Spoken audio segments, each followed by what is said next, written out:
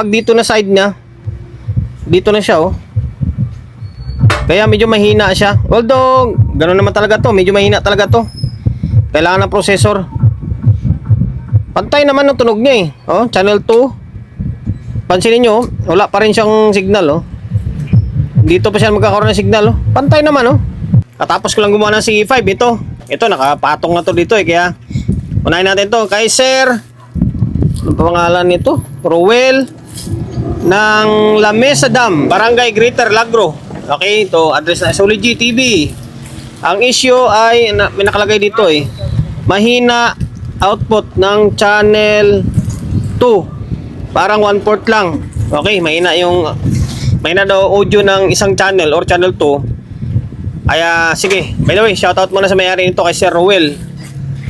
Maraming salamat, sir, sa nagkakatiwala mo ng unit mo rito sa akin. Bali, ito, punitin muna natin to. Naklas ko na yung takip, tapos naglagay na ako ng speaker. Ayan, oh. Speaker, tapos input. Mabilis ang video lang. Ayan, gumagana yung laptop natin. Lipat pala muna natin dito. Okay. Pansinin nyo, may audio naman, eh. Kaso galing dito, wala. Magkakaroon siya pag dito na side niya. Dito na siya, oh. Kaya medyo mahina siya. Although, gano'n naman talaga to. Medyo mahina talaga to. Kailangan ng processor. Pantay naman ng tunog niya, eh. Oh, channel 2. Pansinin nyo, wala pa rin siyang signal, oh. Dito pa siya magkakaroon ng signal, oh. Pantay naman, oh. Pansinin nyo yung ilaw. Pantay, oh. Ibig sabihin, pantay yung tunog niyan. Parehas. Ngayon, wala tayong ibang gagawin dito, kundi silipin na lang. Wala, ganda. Kaperesto ng ng Behringer na EP. Ano ba yun? Kalimutan ko yung modelo na yun. Basta Behringer, Warfadel, tapos yung isa pa, ano ba bang ka-design nun? Halos kawig sila nito. Halos kawig sila. Wala akong makita kalawang dito. Original ito, eh. Yan, original ito, galing sa Uyo. Ang gagawin na lang natin dito, try natin palitan yung control niya. Kasi parang hindi na-stock yung control niya, oh. Parang iba na rin. Hindi, palitan natin. Tingnan natin kung ano yung pwede natin ipalit dyan. Makakalas kaya itong front panel niya. Oo, nakakalas naman, eh. Okay, try natin, ah. Kung sa audio, may audio siya. Kaso nga, medyo mahina yung dating niya. Okay? Papalitan ko sana ng control. Kaso, hindi lang papalitan. Sinubukan ko na, eh. Ito, 10K. Ito, 10K na to, oh. Gamit na to, eh, pero good pa to. Toto. Sinubukan ko sana lagyan ng 10K, kaso lalong humina. Lalo siyang humina. Ito, guys, yung 10K, compare mo sa 20K, mas mahina yung signal ng 10K against sa 20K. Mas malakas-lakas pa yung 20K. And then, para sa akin, normal lang tunog ng ganito. Normal talaga ito. Kasi need ng processor yung ganito klaseng unit. Kahit yung itong Warfadel dito, ganun din yan, eh. Mahina talaga yung audio nila. Need nila ng processor. Ngayon, ang ginawa natin, yung mga switch dito, nilagay ko sa may, ni-off ko nga yung limit niya, eh. Ni-off ko yung limit niya. Tapos basta ginalaw ko yung mga switch. Wala, eh. Wala tayong gagalawin dito. Yung nakasulat na, naka-indicate na sabi ni Bossing na, ano ba tawag yun? Ito. Pakita ko sa inyo. Klaruhin natin. Or ipaklaro ko sa inyo. Ayan, oh. Mahina output ng output to channel. Parang 1/4 lang ang full volume. Dalawang channel mahina ang dating na tunog niya. Yun siguro pinupunto niya. Pero para sa akin, normal ito, eh. Ano lang naman secondary niya? Ay, 75 din pala.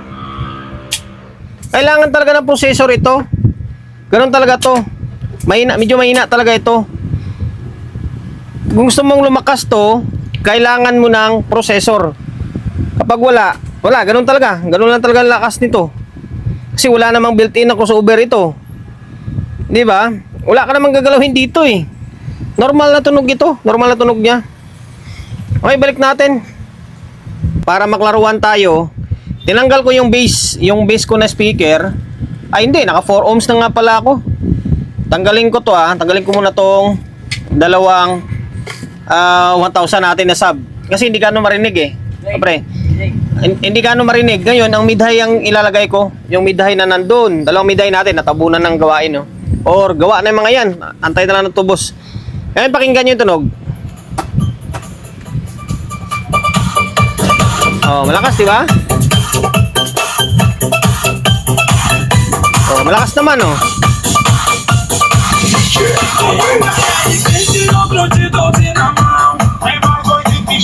Oh, ay, makapiright tayo.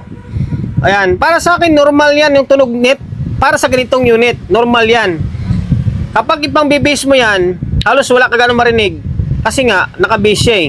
And then hindi siya ganun kalakas pang bibase. Pero pang mimidahin mo ito, maganda yung tunog ito. Malinaw yung tunog. And then kailangan ng processor. Di ba? Kailangan ng processor. Although 75 na yung supply niya, kung sa tunog, normal na to para sa akin. Ayan oh. Para sa akin normal na to eh. Kailangan lang ng processor kasi naka-laptop lang tayo. Ayan oh. Oh. Bahay kubo pa yung music niyan. Bahay kubo pa yung music niyan. Oh, ngayon, gawin natin siyang 4 ohms. Kabitan ko siya ng 2 base ha. Yan, ikuha natin ha. Kasi para sa akin wala namang problema. Baka nainaan na si bossing siguro sa dating ng tunog niya. O yan, naka 4 ohms yan, 4. Paano yan, may nakakabit pa na sub. Okay. O yan o. Oh, lakas ah. Ayan, bahay kubo pa yan. May nakakabit na sub yan, hindi midday. Baka makapiright ako. Wala eh. Ano bang gagawin natin dito? Di ba? And then, dahil nagawa ko na ng video, hindi pwedeng hindi ko i-upload. Kasi sayang naman. Sayang oras natin, sayang effort. Na wala tayong pang-upload. Di ba? Para sa akin, normal lang ito. Pero comment na lang yan kayo sa may comment section kung tingin nyo may hina pa rin. Pero para sa akin, normal na ito eh. Okay, LTO. Putang manghuli pala ito. LTO naman. Alto pala ito. Putik na yan. Huli ko nakita. Ito pala yung logo ng Alto pala ito. Kala ko LTO. Alto Mac 2.4 pala ito. Ang kanatingan niya is Behringer. Alto pala. Ito pala yung logo ng letter A ito eh. LTO lang nakita ko. Trademark pa yan oh. Alto na Mac 24. 2.4 pala. Okay, hanggang dito na lang. Pa-subscribe ng YouTube channel natin na. Pindutin mo yung bell button sa gilid. Select mo yung all. Ayan, kapag napindot mo na yan, manonotified ka kapag meron tayong bagong upload na video. Nag-upload tayo ng video, 1 beses, 2 beses kada araw. Okay? God bless and then peace sa atin lahat.